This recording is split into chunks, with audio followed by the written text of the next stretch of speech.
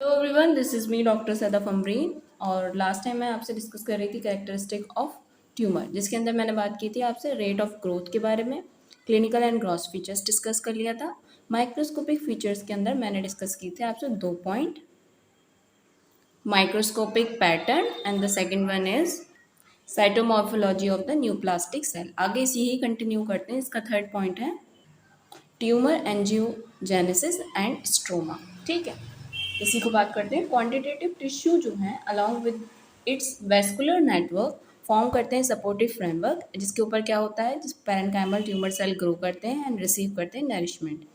To provide nourishment to the growing tumour, new blood vessels जो होती हैं form करती हैं। फॉर्म कहाँ से? प्री एग्जिस्टिंग वन से। ठीक है, माइक्रोवेस्कुलर डेंसिटी क्या है? ए मार्कर जो असेस करने के लिए इस्तेमाल किया जाता है rate of growth of the tumour in counting microvascular density in the section of the tumor. Central necrosis क्या है?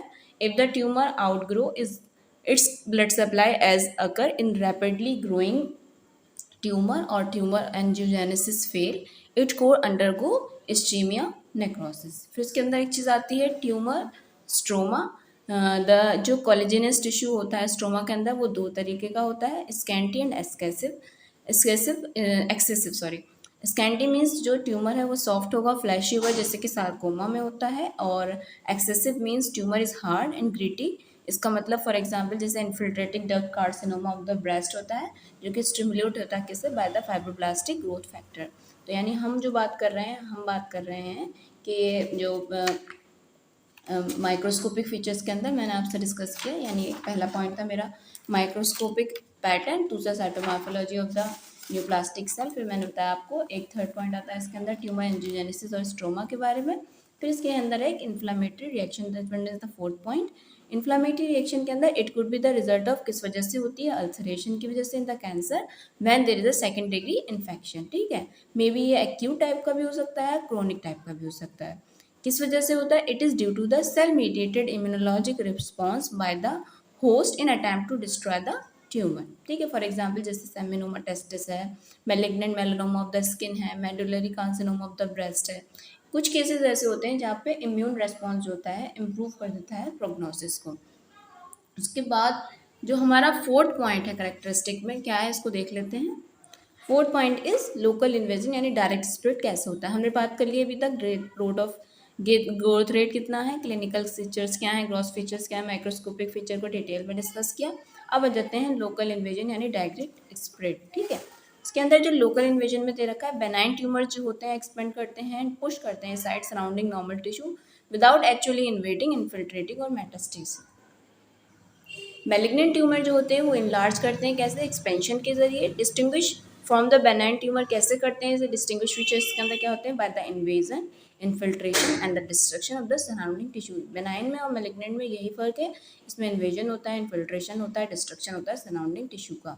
जनरली क्या होता है, ट्यूमर इन्वेड करते हैं route of the least resistant के थ्रू। ठीक है, थ्रू किसके जरिए? टिश्यू स्पेस के जरिए, परमिएट लिम्फेटिक्स के जरिए, ब्लड वेजल्स के जरिए, पेरी न्यूरल स्पेस के जरिए, एंड में पेनिट्रेट करते हैं एक बोन के अंदर by the growing through the nutrient foramina के जरिए। ठीक है, मोर कॉमनली ये होता है कि जो ट्यूमर होते हैं वो इन्वेट करते हैं थिन वॉल्ड कैपिलरीज के में और वेन के अंदर थिक वॉल्ड आर्टरीज होती हैं। Dense compact collagen elastic tissue and cartilage some of the जो टिश्यू हैं जिनके अंदर जो होता है सफिशिएंटली रेजिस्टेंट होते हैं वो इन्वेजन के लिए बाय द ट्यूमर। ठीक है, ये बात हो गई हमारी मैलिग्नेंट ट्यूमर के बारे में। कुछ जो हैं जो डेंस कॉम्पैक्ट टिश्यू होते हैं कोलेजन जैसे कि, उसके अंदर क्या होता है, वो रेजिस्टेंट होते हैं इन्वेजन के लिए। उसके अलावा किस तरीके से पेनिट्रेट करता है ये हमने बात किया आपसे। फिर आता है हमारा fifth point characteristic of the tumour में आता है, जो कि मेटास्टेसिस यानी डिस्टेंट स्प्रेड कैसा होता है। मेटास्टेसिस मीन्स दो लफ्ज से मिलकर बना है, मेटा मीन्स ट्रांसफॉर्मेशन, स्टेसिस मतलब रेजिस्टेंस। स्प्रेड हो रहा ट्यूमर का by invasion in such a way that the discontinuous secondary tumour mass या फिर मासेस जिससे फॉर्म होते हैं at the site of lodgement. Beside anaplasia, invasiveness and the metastasis are the two other most important feature जो कि distinguish करते हैं malignant को बेनाइन ट्यूमर से।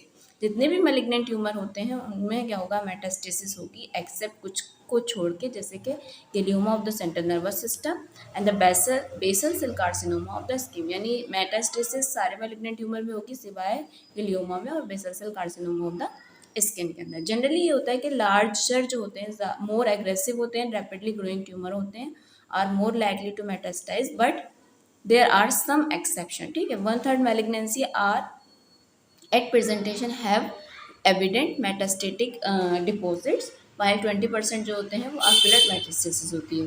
ट्रांसमिशन क्या, मेटास्टेसिस होता कैसे, रूट क्या है इनका मेटास्टेसिस का। कैंसर जो होते हैं स्प्रेड कर सकते हैं डिस्टेंट को फॉर द फॉलोइंग पाथवे, कैसे कैसे, लिम्फेटिक्स के जरिए हेमेटोजेनस स्प्रेड हो सकता है, या फिर स्प्रेड हो सकता है अलॉन्ग द बॉडी कैविटी, या फिर नेचुरल पैसेज के जरिए। अब देख लेते हैं लिम्फेटिक स्प्रेड कैसे होता है।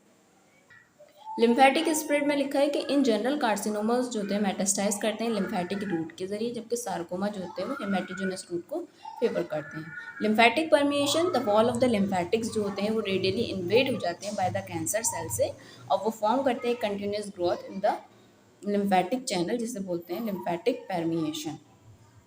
लिम्फेटिक एम्बोलाई जो होते हैं अल्टरनेटली जितने मैलिग्नेंट सेल्स होते हैं वो डिटैच कर जाते हैं फ्रॉम द ट्यूमर एम्बोलाई से, so as to be carried along the lymph so due to the next draining lymph node and the tumor जो होते हैं एम्बोलाई वो एंटर कर जाते हैं lymph node के अंदर एट इट कॉन्वेक्स सरफेस पे और लॉन्च कर जाते हैं सब कैप्सुलर साइनस पे, जहाँ पे स्टार्ट करना शुरू करते हैं ग्रो करना। हेमेटोजेनस स्प्रेड अभी बताया उन्होंने सार्कोमा के अंदर होता है, कॉमन रूट किसके लिए, सार्कोमास के लिए होता है, मगर certain carcinomas of the lung जो हैं, ब्रेस्ट हैं, थायराइड है, किडनी है, लीवर है, प्रोस्टेट होता है, ओवरी, उनके अंदर भी होता है। कुछ ऑर्गन जो होते हैं जैसे कि स्प्लीन है, हार्ट है, स्केलेटल मसल है, वो जनरली जो होते हैं do not allow tumour metastasis, ये आपने याद करना किसमें नहीं होती है। तो आज मैंने आपसे डिस्कस किया remaining part of the characteristic of the tumour, जिसमें मैंने आपसे मेटास्टेसिस और जी लोकल स्प्रेड कैसे होता है ये आपसे डिस्कस किया। आई होप आपको मेरा वीडियो अच्छा लगा होगा। अगर अच्छा लगा है तो इसको लाइक करें, अपने दोस्तों के साथ शेयर करें। फिर मिलते हैं आपसे नेक्स्ट वीडियो के अंदर, जब तक के लिए thank you so much for watching my video and supporting me. Thank you so much.